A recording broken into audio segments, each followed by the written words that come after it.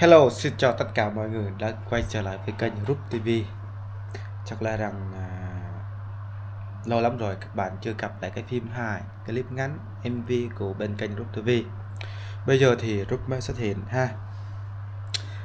Bây giờ thì nói như thế nào ạ? Thôi, bây giờ thì Rúp sẽ tâm sự với các bạn. Nãy như các bạn đã thấy thì đang trên hình ảnh của bạn bè nhờ chụp zoom ha. Xong rồi thì cũng có một đống video group đã quay trong thời gian vừa qua mà group chưa dựng được 3-4 khách hàng chưa dựng được. Bây giờ hiện tại thì đang bị chi phối cái công việc nó quá nhiều, là một mình cái không có nói tìm ekip thì chưa có. Hiện tại thì group TV thì đang bị dừng lại, như các bạn đã thấy thì quá lâu rồi.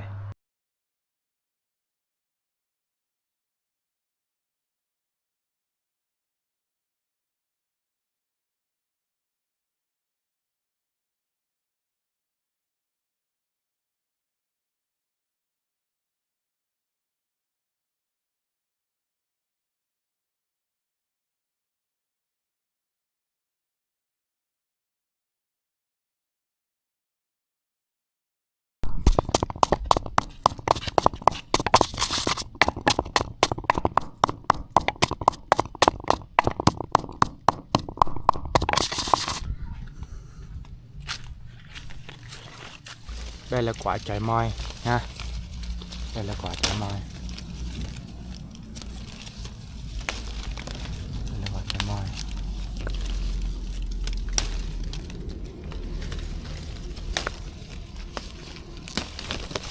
Đây. Ăn tại chỗ luôn.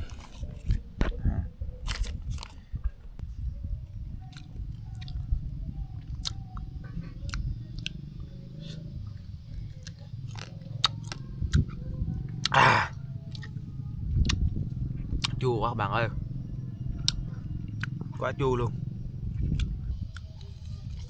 À.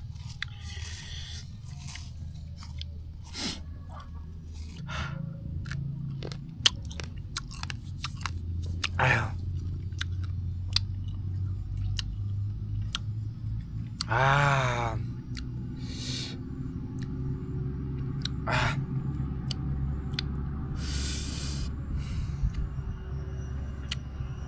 Tỉnh táo rồi các bạn ơi. Như các bạn biết đây là cái quả choi moi thì Rút thường hay quay phim trước với Phúc. Phúc bây giờ thì Phúc là ai? Mình cũng giải thích cho các bạn luôn. Phúc là cái hàng xóm của Rút thôi. Và hiện tại thì Phúc đang đi chạy show đánh tơ rưng. Nếu mà có dịp quay phim á, coi nó sẽ về xong rồi nó quay luôn. Phúc là hàng xóm. Bình thường thì quay phim thì nó là bố con, nhưng mà nhiều người tưởng là con thật, thật ra là hàng xóm thôi. Đây là quả choi moi. Phúc với Rút từng hay đóng phim, như các bạn biết, cùng rất lâu rồi, cùng mấy tháng rồi. Lúc đó Phúc với Rút cùng hay đóng phim mà đi bẫy chuột. Rồi bây giờ thì Rút cùng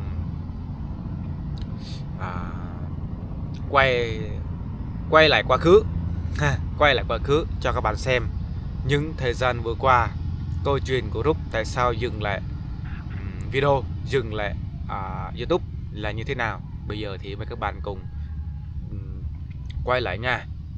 Lần đầu tiên Rút kể nha, bắt đầu trong thời gian đó bố Rút đau nhưng mà bệnh, nhưng mà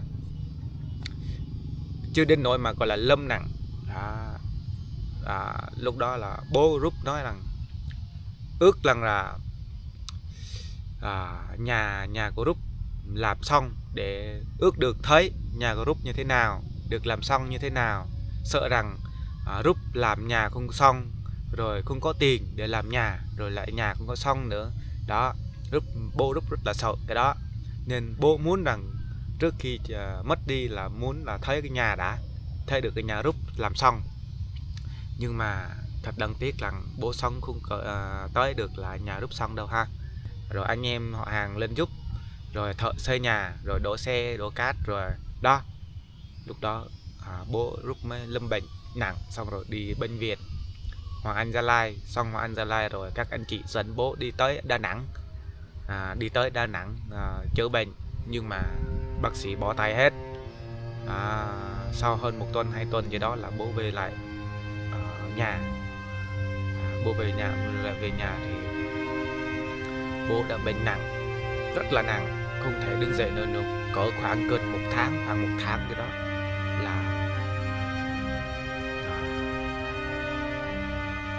tôi nghĩ rằng trong thời gian dài lắm, nếu mà đối với người bệnh rất là dài đó, trong 1 tháng đó đã bị chi phối hết tất cả công việc, nên sau đó là bà Rút mất đi, bố Rút mất.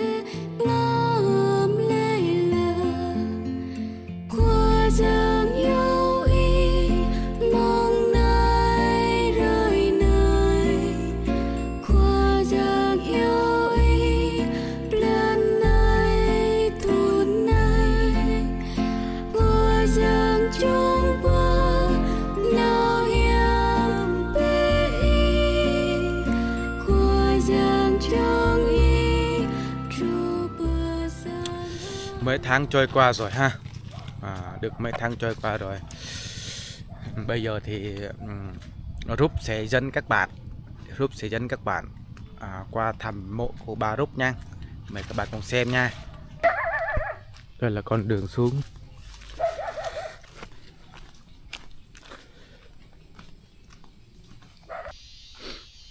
Đây mọi người, đây là mộ của bố Rút ha. Này, trong thời gian khi mà xây bố thì thuê mộ thì nó cũng rất là kiểu là thời gian dài để hoàn thành cái mộ này ha. Để Rút sẽ quay cho các bạn xem ha.